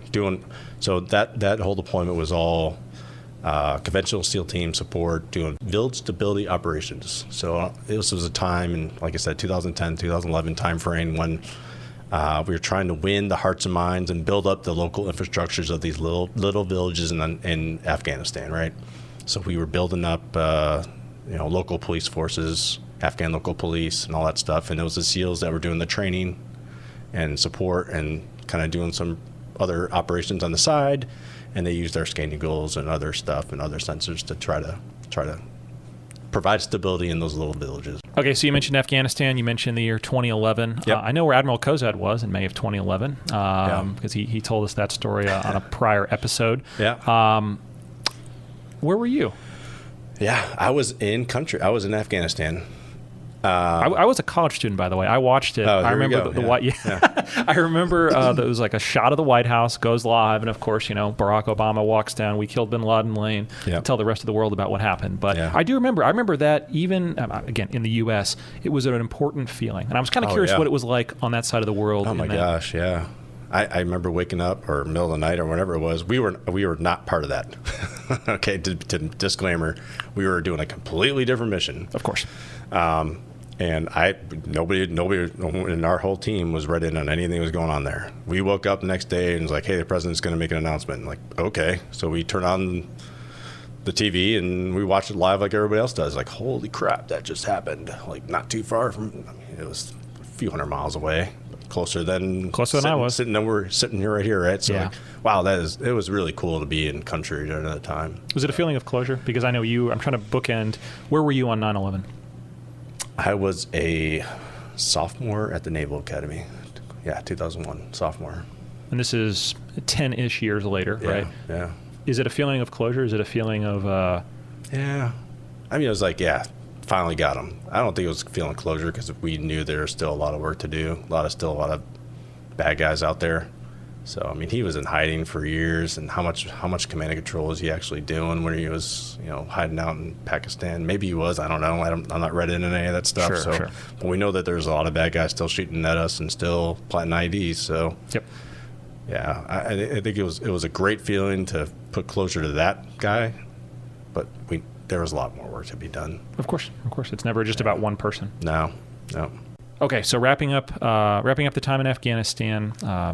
You're still a P-3 guy, so I'm guessing that, as you said, all roads lead back to the four fans of freedom. Where'd you go next? Even though I bypassed my first shore duty, I was still up for an Associated Sea Tour.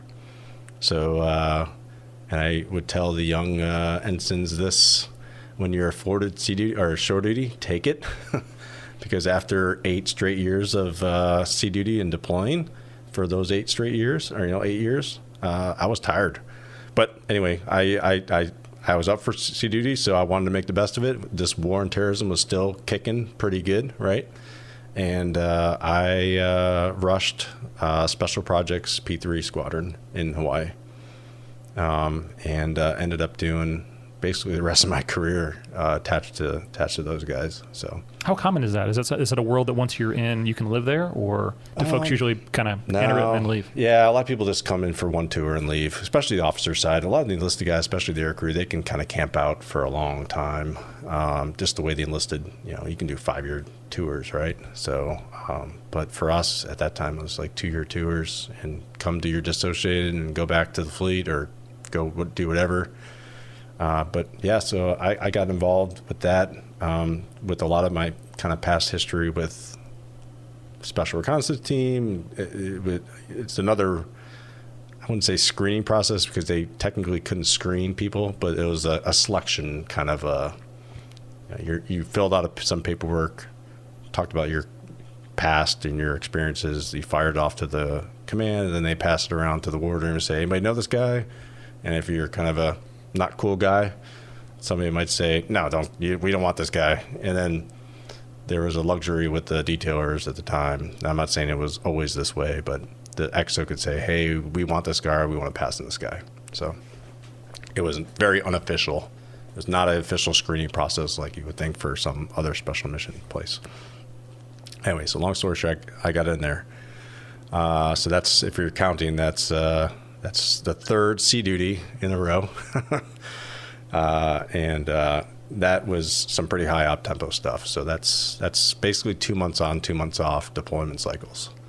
And it's not really deployments, it's more debts, right? So you're gone for 2 months, home for 2 months, working up for the next one, gone, back and forth. So, favorite place in the world, least favorite place on those debts? Because I'm guessing there's probably not a 5-star resorts you're spending time in. No. Anywhere good, anywhere bad, memorable? On that tour, I did 3 detachments to Djibouti. I'm guessing that's the bad one. Yeah. That's not a nice place. It got better and better since. So that was what was that? 2011. So that was 6 years since I was first there in 2005. A lot has lot changed from living in tents next to the flight line. But so they built up the infrastructure pretty good. It was decent. I can't complain. Saved a lot of money, put it that way. So three debts to that, and then I did get to do 1 debt to Sicily, which was awesome. That was the only good deal debt I got my whole career. Wow. in a good location. Yeah. That wasn't sandy, dusty, dirty, and hot. So the 2 months I did in Sigonella was really cool, and we were doing some really cool flights. So we were flying south over Libya. Okay. And this was post 2012 consulate attack. Okay. All right, so we were flying missions over Benghazi, trying to track down Abu Khatala, who was the mastermind of the consulate attack. Our mission was to track down this guy and try to build a target package on him so that they could go in, whoever they are, to go in and snatch him up. So that was, I feel like we had that guy's pattern of life down pretty good. Lots of different methods and procedures and sources and stuff like that. But I'm guessing use your imagination how we built that pattern of life, right? So we had that guy's pattern of life down pretty well, to the point where we could hand that off right to the guys to go in and snatch them up. That was a pretty rewarding debt, not only because we were stationed in Sicily and it was the best location I've ever been, but we were also doing some pretty cool operational flights. What's that feeling like? Because I don't know if you get feedback. I don't know if your customer ever says, hey, great job, or hey, maybe here are things you want to improve on the next time. Yeah. But is it a feeling of finality when you've put a lot of hard work, and this is clearly a national level thing. Does it feel good? Yeah, that does. Yeah. So that was pretty cool because they took him down and we were able to, we didn't get direct feedback from the team that took them down, but we knew like where they took them down, how they took them down, and we were like, that's interesting. I know exactly where that was, that kind of stuff. You know what I mean? Like that was part of the thing we handed off. You have a source of, hey, I helped out. I wasn't the guy who grabbed them and threw them in the back of a van and took them back to New York City, but I feel like we contributed a little bit for that. For sure. Is that what happened, by the way? I'm assuming that would be. Yeah, that's all open source. Okay. I'm pretty sure that's all out there. Wow. Go figure. I'm not confirming or. No, I'm not asking you to. From what I saw, I'm going to throw his name in Google later and see what I can learn about him. Katala, Yeah. Wow. Real scumbag. And you lived in the nicest location possible and got to do something really, really exciting. Yeah, it was a pretty cool location to be at. Yeah. So real quick, you talked about kind of the beginning special projects, and you weren't necessarily screened for it, but by the same token, that name was passed around. Yeah, Jay is someone we want to be part of our team. Later on, when you were that other person on the other side of the conference room table making those decisions, what did you look for in an aviator, in an NFO, in a crew member? What's the stuff that sticks out that hey, this is the kind of person we can trust? What's a hard pass? Or like, nope, not a chance. You're not coming to be part of our team. If I knew the guy, it's just what kind of experience we'd have with them, like in the fleet. Like, did I fly with him? Was he a guy that could be trustworthy? Was a guy that was going to work? Because it's a fast-paced environment. It was a high op tempo. You can't just have some slacker come in and just not work, right? So if I didn't know the guy, if there wasn't any red flags in his record, kind of thing, like. Did he get all his quals in his first tour? Did he, what kind of, fit reps did he get? We didn't have that much of it, transparency, but it's a smaller, it's a big community, but it's a small community, right? Everybody knows each other. Somebody in that wardroom is going to know that guy. So, and to the dismay of the greater MPRA leadership, we were pulling a lot of people from the FRS.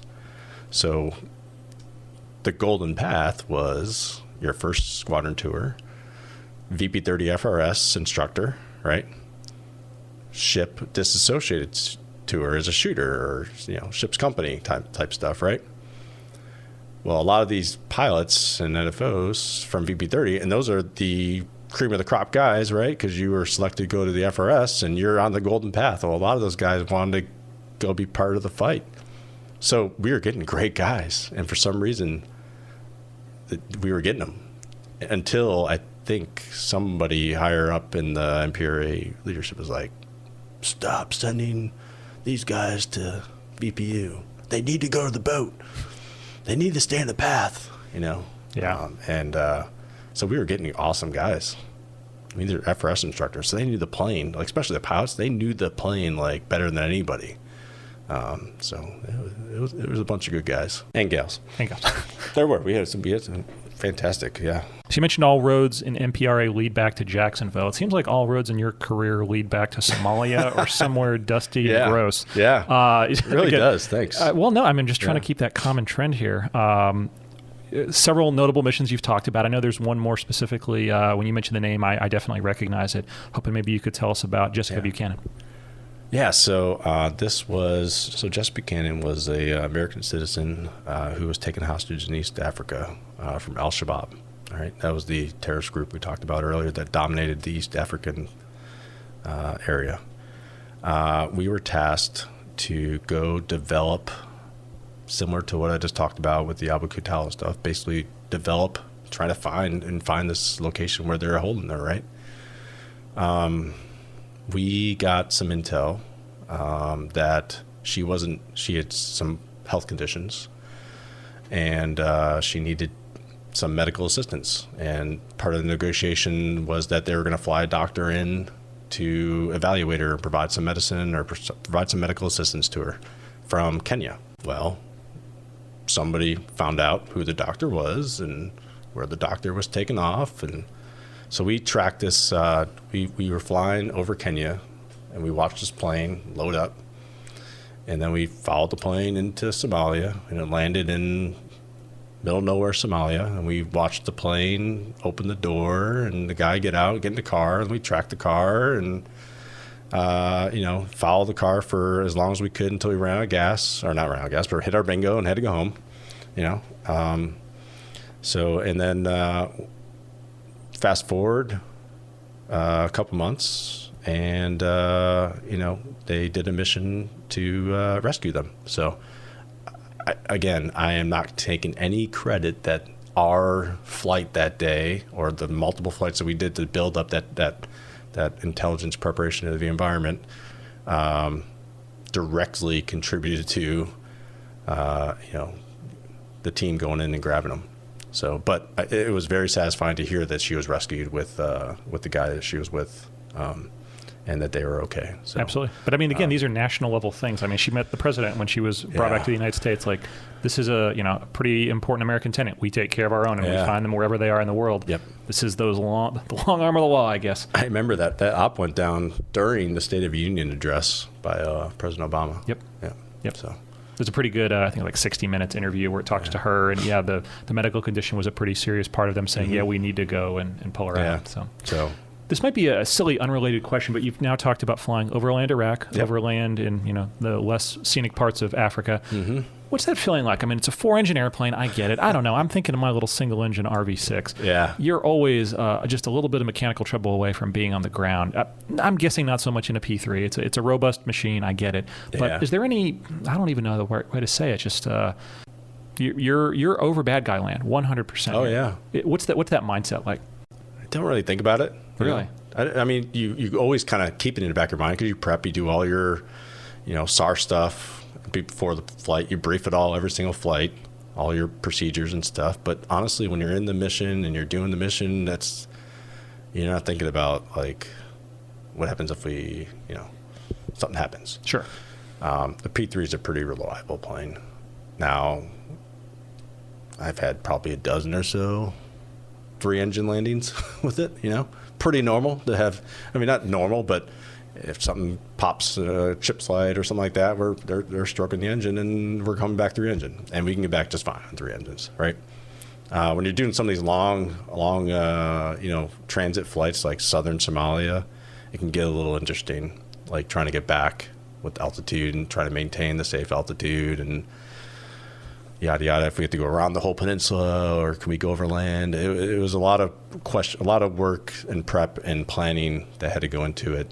Constant planning throughout the mission. That the flight engineer, the pilots were always crunching the numbers for fuel and 3-engine or 2-engine kind of performance, right? Yeah, because y'all can trail 2 engines, right? Basically, shut those engines down and fly. Yeah. I don't know if you would do it. I never did 2. Okay. I loitered 1 numerous times doing ASW missions or training flights because they wanted us to loiter on station. It didn't make sense to do it at altitude. Okay. The performance up at altitude, just you're not getting anything. So you're actually hurting your endurance. Makes sense. Down low, it's a different story. Prop planes more efficient down low, right, than higher. So you can loiter an engine and make some gas, I guess. One of my more memorable flights in the 53 was up to Pax River. I had a chance to go shoot possibly the worst PAR I've ever been given. No offense, but man, it's an awesome base, though. There's a lot of special stuff that goes on there, but a lot of time behind closed doors. You, though, got to take a little bit of time and enjoy the beautiful Maryland countryside. What was your time at Pax River like? Yeah, so I got to do my first show duty in my career in Pax River. I had some extra bonus time after my Dissociate Sea tour. And so they sent me to Pax River to do a tour as the Quick Reaction Capabilities Officer at PMA 290 Echo, which is the division of PMA 290. PMA 290 is the Maritime Patrol and Reconnaissance Program Office. Echo was basically the special missions, so EP3 and BPU. So I was Quick Reactions Capability Officer, basically working small projects to get stuff on the planes in quick, short order, right? Box of the month. Hey, this target's out there. We need to find a sensor that can go after this target. Okay, let's go find industry and see if we can get stuff installed on the plane. And stuff was put on the plane in days and weeks versus months and years, which is really cool because a lot of guys unfortunately go to PAX for a short tour like I did, 2 years, and they might have moved the football 1 or 2 steps or a couple of yards down the road. Whereas I was very fortunate enough to see a handful of projects actually get installed in the plane and go downrange and do good things. Or because it was we had high risk tolerance for success, stuff gets installed in the plane, it craps the bed, we throw it away and start fresh and start new. So I guess one thing that that big albatross that everyone's going to hang around the neck, the F-35. Things takes forever to get done. I roll my eyes there because if you've ever been on the other side of it, you realize there's a reason these things take time. But that you said, box of the month, getting things on airplanes so quickly. Why is it that the Navy gave your organization that trust to do these things? Rapid prototyping, rapidly getting it out there. There was a demand signal that was so strong it just had to happen? Yeah, there was a demand signal from our primary customer that said, hey, we need you to have this capability. We have a solution. We want you to get on the plane. And it was our job and the squadron's job. The squadron did a lot of the heavy lift. We did a lot of the permissions and kind of the programmatic stuff at the program office to get it installed in the plane. The good thing about the P-3, because it's an old bird, right? So the tolerances, the engineering tolerances of specs and is very wide, right? Compared to a brand new 737 rolling off the Boeing line, where the tolerances and specs, like if you move this box just an inch to the back, you're throwing the CG off of the whole plane type stuff. You know what that mean? I mean, that's an exaggeration. Maybe electromagnetic interference and right. There's a reason why everything exists the way it exists. It is engineered so tightly and so specific, and for a good reason. The P-3 just wasn't designed that way because it was designed in the 50s, right? So we had a lot more room to move stuff around. We had a lot more room to swap the size, weight, and power. We had a lot more leeway to play with the size, weight, and power stuff. Makes versus sense. the P-8 where they don't really have a lot of that. After Pax River, where'd you end up going next? So Pax, remember I talked about the Golden Path and how I was never on it. Still not on the Golden Path. I was told basically after my first tour that I would never amount to anything, and that I would be lucky to select 04, more or less be a department head. Long story short, I'm in Pax River. I selected for 04, and I selected for department head. So not on the Golden Path, way off the Golden Path. And then, I wanted to go back to VPU. I wanted to go back to projects. So I did everything I possibly could to get back to that squadron. I kind of had a leg up because I was in the squadron. I took a break from the squadron at the program office, and then I rushed the squadron to get back in as a department head. So that is now one tour VPU is a shot in the head for a career, right? The way that they look at it, they being the Greater Imperial fleet, VPU is not well received in the Imperial community, so it's a different story. But to do 2 tours there, holy cow, what's wrong with this guy, right? But those that are inside understand the mission and the guys that you're supporting, and it's worth it, right? Even if it meant career risk. So I selected to go back to VPU for a department head tour. So pick the family up. If you're keeping track here, that's my 3rd time moving back to Hawaii. So yeah. A lot of time on the island. A lot of time on the island. A lot of time moving back and forth from East Coast to Hawaii, East Coast to Hawaii. It's a lot of moving. So yeah. And my second tour is when I met my lovely wife Elizabeth, and moved her out to Hawaii, and we had both our kids were born in Hawaii. Really? So, yeah. But that's an experience in and of itself. It's cool. It was awesome. They got something to brag about, for the rest of their lives, and for sure, go around the room and say, "Where were you born?" My kids are like, "Hawaii." Awesome. Yeah. What you're a leader at all points, right? You're an officer from the very beginning. You're going to be in leadership roles, but now as a department head, what's that transition like? That mindset like? And then what did you? How did you choose to be? I don't know. Everyone has their own style, whether they purposely accept it or whether they just fall into it naturally. What was kind of your philosophy, and then how did it serve you well as a department head? So whenever you start off as a department, you get the low-hanging fruit job, right? The assistant admin officer, or the facilities officer, whatever it is, right? So you don't have to, you're not getting fired right into the OPSO gig or the MO gig, right? So you got some time to learn and kind of grow into being the department head. So it all really comes down to the other guys and gals in your cohort, right? Your department head cohort. If we all gel together and we work together, then those guys ahead of you are setting the example of how to run a squadron, then you kind of adopt those things. And if there's some guys that don't set the example, you say, "I'm not going to do that," right? So that's kind of, you just put those tools in your tool bag, or you put the tool bag and you kind of go from there, right? Same thing, I did the same thing for command officer stuff. It's like throughout your career, you are always exposed to leaders, right? Whether they're department heads or command officers. And you take the good things, you take the bad things. And you look at the bad things and say, all right, I'll make sure I won't do that. Or you take the good aspects and say, I really want to try to be like that, and you emulate it. So so you kind of grow into it as department head. So I had a kind of a leg up because I went right back into the job that I left when I was the dissociated guy in the configurations department. I was the assistant configurations guy for the entire time of my department head tour until I fleeted up top. So I it's like coming home. If there's ever a guy that's going to listen to this that I served with there, that was a fellow DH, they're going to be like, yeah, that scallywag just camped out in configs the entire time and just kind of, yeah. Someone's got to do it. Somebody's got to do it, yeah. That's awesome. Memorable flights, memorable times in that job? I had to get requalled in the plane, flying again. Even as department head, you got to get requalled. It was a little bit quicker process because I was already in the squadron, but got to get requalled. So my first dead out, we were based in Kuwait, and we were supporting all northern Iraq Operation Inherent Resolve stuff. So we were flying from Kuwait all the way up to Mosul, and we did all the intelligent preparation environment flights, trying to build what the heck was going on in Mosul before the Battle of Mosul, basically when the Iraqis came back in and tried to take the city back from ISIS. That was interesting flying. I mean, there wasn't a day that went by that you didn't see some kind of strike or some kind of explosion or some. I mean, that city was flattened before the Iraqis rolled in. So that was Navy Air preparing the battle space, right? A lot of Navy Air. I mean, it was everybody. There's. I mean, I remember being in stacks of like 15 aircraft. Yeah. Now, where are you? You don't have to give me an altitude or a specific position here, but where are you in that stack? There's drones. We're upper. Okay. Upper. Yeah. You're looking down on everyone, basically. Yeah. I mean, there's maybe one or two guys above us. Okay.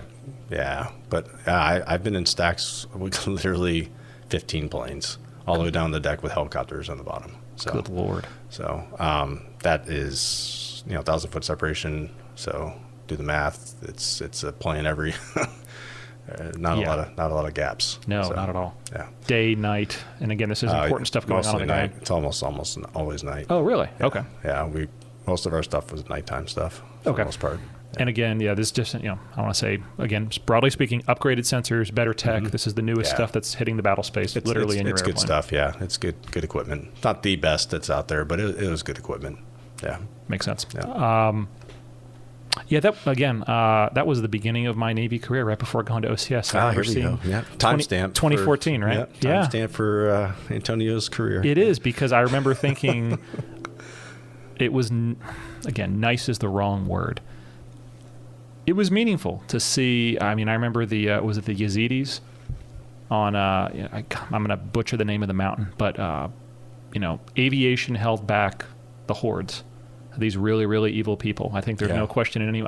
I'll take a stance on a couple things. One of them is that ISIS is evil. Yeah, 100%. Yes. I have no problem saying that. These really terrible folks, and aviation was a part of the reason why, in many cases, they survived. Yeah. And it was nice to see that America was putting the finger out there and saying, "Yeah, no, we got it."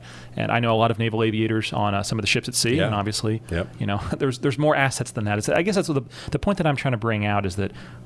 That's what I remember seeing on the nightly news was jets going off the aircraft carrier and then video. Yeah. And you always assume it's from an AT-FLIR. And it might not necessarily be from a Hornet. There might be other things out there. And there might be. And there is, as is what I'm trying to say politely, obliquely, whatever you want to say. Yeah. But that's the other thing I try to bring to our students when they talk about, I don't know, they want to go to 86, they want to go to 4, so fast jets or, guess what? Every asset out there, every aircraft that we fly exists. Even my old broken helicopter, the 53. It exists for a reason. If it didn't, there wouldn't be a reason. Yeah. The money would go away and it would drop almost immediately. And so, play that. You're training for that part, but you don't know when that's going to be. And so, I don't know. We're bookmarking things. Yeah, I'm jokingly saying what I remember as a kiddo. But seriously, you were there for a lot of these very important events in naval aviation history, and proving that the P-3 designed to go after Soviet subs. made a hell of a mess for some folks on that mountain. Oh, yeah. Okay, so again, talking about meaningful flying. From that job as a department head, you had some other exciting stuff that happened. But I think, I don't know, the way to wrap up a career, VT-10 being the commanding officer. I know you weren't a VT-10 student, you were VT-4. And again, to kind of step back, there were 2 squadrons back in the day for primary NFO training. Now there's only the one. Mm-hmm. But even so, I mean, this is coming home. Like you said, it's the same hangar. And now you're the boss. You are, I mean, you're a skipper. What was it like? I know COVID was part of it. As part, kind of was a little bit was present during some of your time in command, but just broadly speaking, what was it like coming back, flying the T6, doing all the exciting stuff there? Yeah, so I'll back up a little bit in how it came about that the guy who never was on the golden path became skipper. All right, I don't really know. I don't really know the answer to that. But after my department tour, I went to SOCOM in Tampa to do a post department head tour. I was supposed to be there for 3 years, right? It was a very boring job, right? Working fiscal spending, programming, pivot tables, and Excel spreadsheets, all right? You think SOCOM, oh, that's got to be really cool. Well, not my job, okay? I was working for the chief of staff doing, like, spending of stuff, 5 years from now. Like, they want to buy something 5 years from now. I'm like, okay, cool. Anyway, long story short, I was supposed to be there for 3 years. About 12 months in, I got a call from the detailer, who was a buddy of mine. And I'm like, Peaches, why are you calling me? I'm like, I've only been here for 12 months, man. You're not ripping me out this early. Like, I'm not going back to the boat, okay? All right. He's like, hey, man, I got something to tell you. I'm like, okay, what do you got? He goes, you selected for command. I'm like, no, I didn't. The list came out last week. I wasn't on it. I got a call. They said, no, you're not on it. I'm like, okay. He goes, no, you selected for command. I'm like, okay. He goes, well, here's the deal. Like, it's not like one of those things where I tell you what I have an opportunity for you. You either say yes or no to the opportunity. It's not like if you say no that I give you another option. It's take it or leave it. I'm like, gosh, what is he going to give me? Like a brig in like Kansas? Like, what is he setting me up for here, right? So I'm like, okay. I'm like, yeah, tell me, what is it? What is it? He's like, all right, VT-10 Pensacola. And I'm like, seriously? He's like, yeah. I'm like, in my head, I was like, heck yeah, let's do this. I'm done with these pivot tables. Let's get on with life. And but the good the good husband that I am, I said, hey, when do you need an answer by? He's like, I need an answer by close of business tomorrow. I'm like, can I please go talk to Elizabeth and just kind of talk this over with her, because this is a lot, because we had a 5-year plan of living in Tampa, and we were going to be here we were going to grow roots there, because my parents lived there, my sister lives there, I have cousins. I mean, that was going to be our forever home. Anyway, so I hang up the phone with him, and I call Elizabeth, and I say, hey, I got to come home for lunch. We got something to talk about. She's like, okay. Everybody in my office, there was a civilian in my office who was an active duty NFO, who was an instructor at VT-10. And I told him, he's like, oh my God, you got to take it. It's VT-10, man. It's VT-10. Like, that is by far the best squadron I've ever been in. I'm like, okay, I don't really know anything about it. I was a VT-4 guy. He's like, go home and talk to your wife, but you better take this. If you don't take this, I'm going to be pissed at you. I'm like, okay. So I go home. I'm like, hey, babe. So I got a call from the detailer today. Apparently, I selected for command. She's like, what? I'm like, yeah. And they need an answer by tomorrow, by close of business. And it's in Pensacola, back in VT world. She's like, I don't know what that means, but does that mean we have to move? I'm like, yeah, move up the coast. Kind of to the she's like, where's Pensacola? Because I didn't pick her up until my second tour, so she never came down here with me. Of course. So she didn't know where Pensacola was. Is that by Destin? Yeah, kind of, yeah. So after a lot of tears, because we had this 5-year plan of we're going to finish out the tour in 3 years at SOCOM. I was going to go do a dissociated geobatch tour to Bahrain or something like that, while she stayed at home with all our family infrastructure in place in Tampa. And then I was going to get out of the Navy and be done with it, and then find a new life in Tampa, right? Well, we decided to take the CO tour. Cannot pass up that opportunity, right? I talked to a bunch of buddies, and I was like, are you really even questioning this?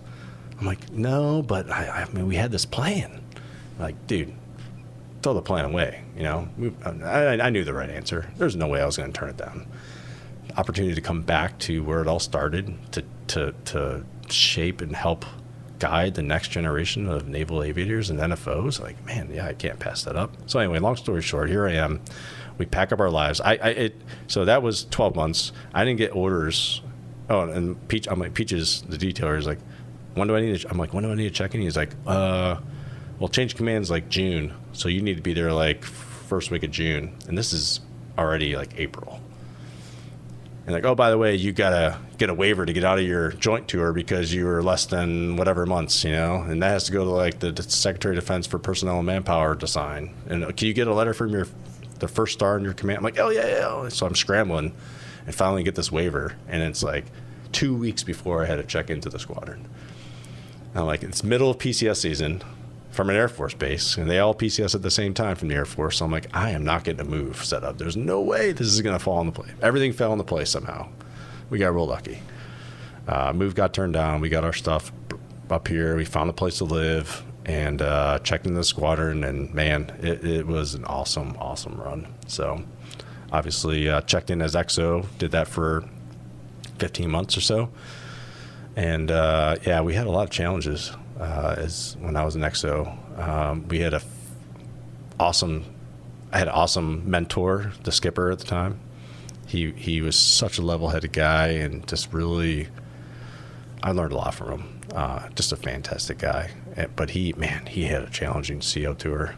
You know, we had the shooting. We lost Vinny and Witz.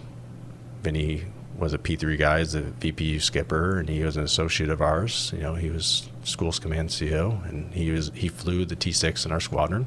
Just an amazing guy. You know, everybody always talks about his smile, and like that guy always had a smile on his face. Tough loss. And then Witz was the VT-86 skipper when I was XO at VT-10, so that was a huge loss to lose those guys. COVID, right? Hurricane Sally. A lot of challenges, right? But holy cow, that squadron rallied around each one of those things. You guys, not just me, you guys, the JOs, rallied around each one of those challenges and just pushed through and got and made it happen, right? You know, we, especially the COVID stuff, it was all unwritten. We didn't know what we were doing.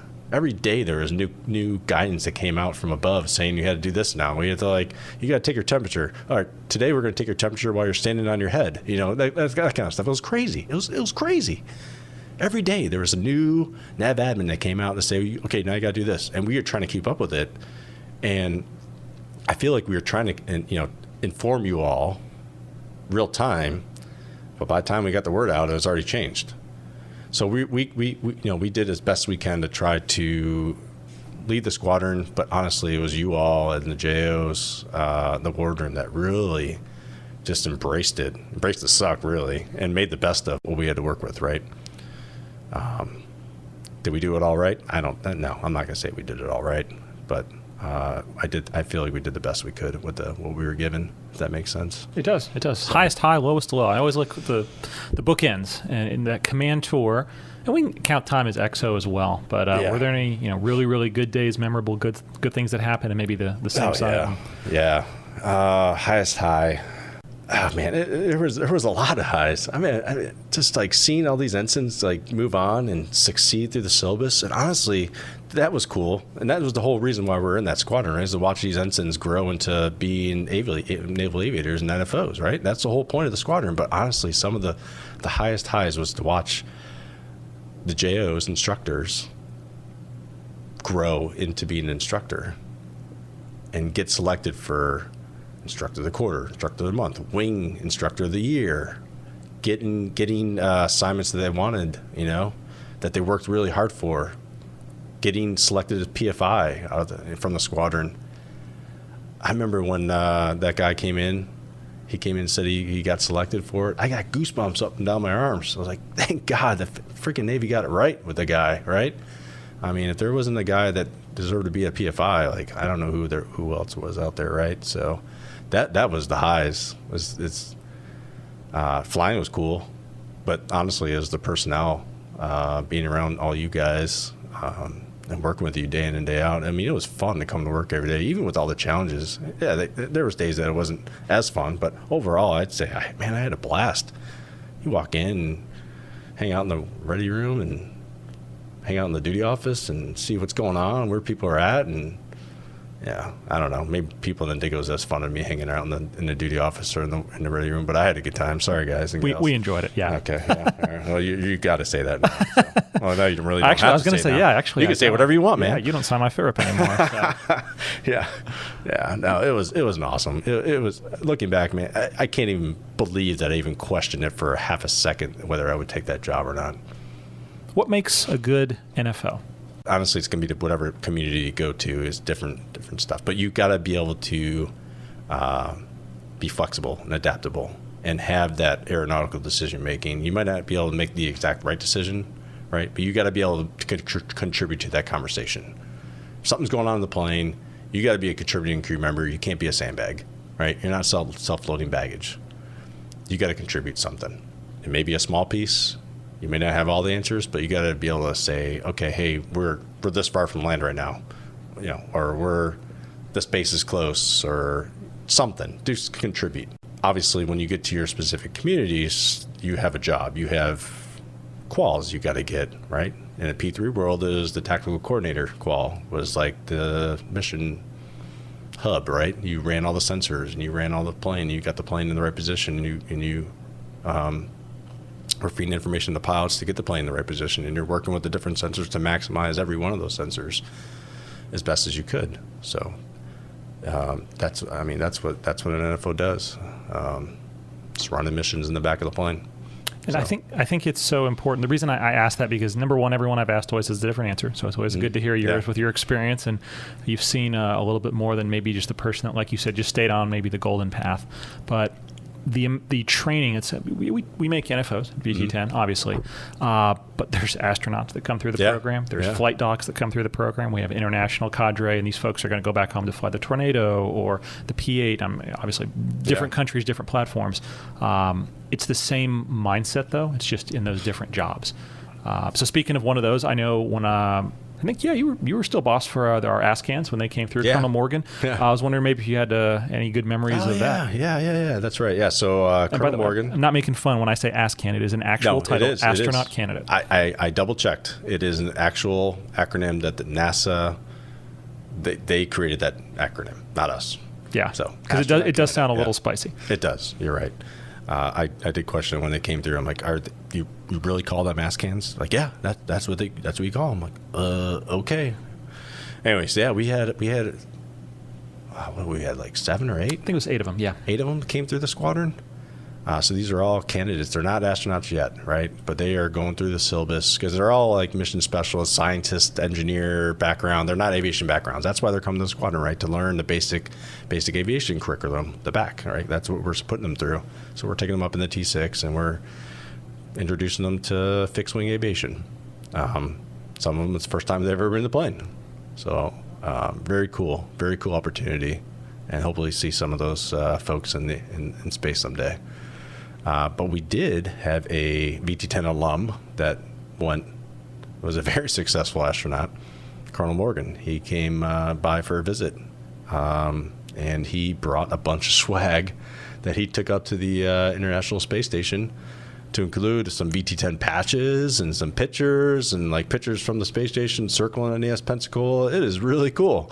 Man, that was a really cool time for him to come visit and just talk about his experience at VT10.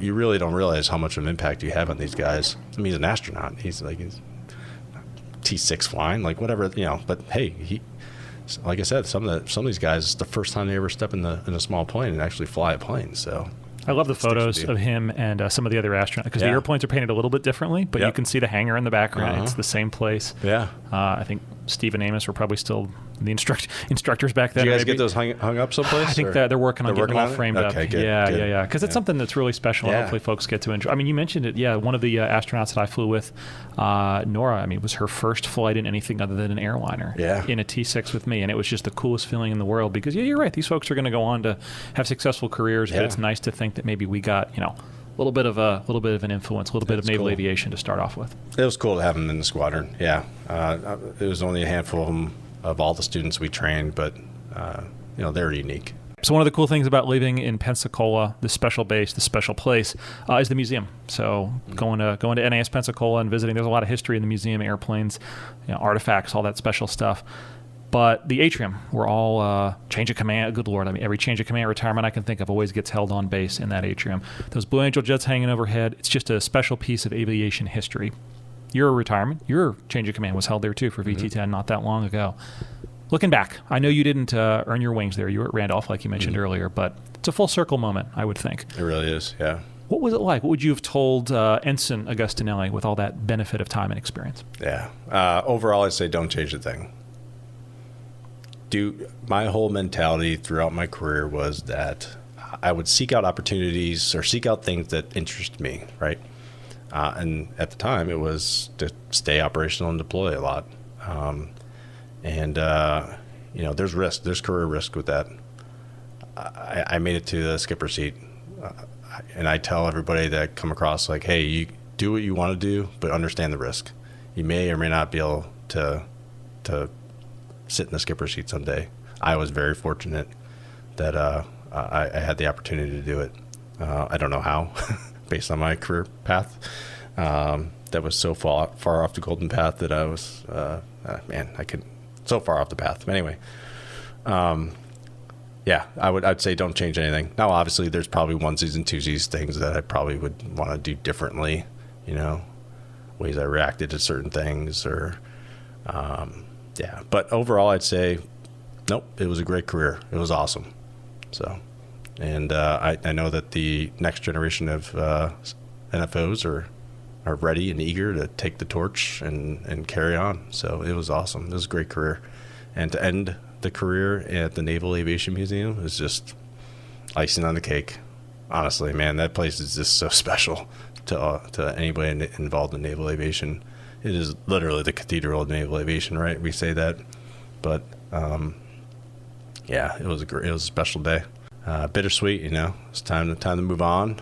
Pass the torch off to Jackie and let him run with the squadron for a little bit. But I'm just absolutely blessed and fortunate that I had an opportunity to be there for a couple of years. So I work with you all. Well, Skipper, sir, I told you I'd call you both of those by the time this was all said and done. Jay, I always let the person I'm interviewing have the last word. So any final closing thoughts, anything maybe I didn't ask, you get the last word.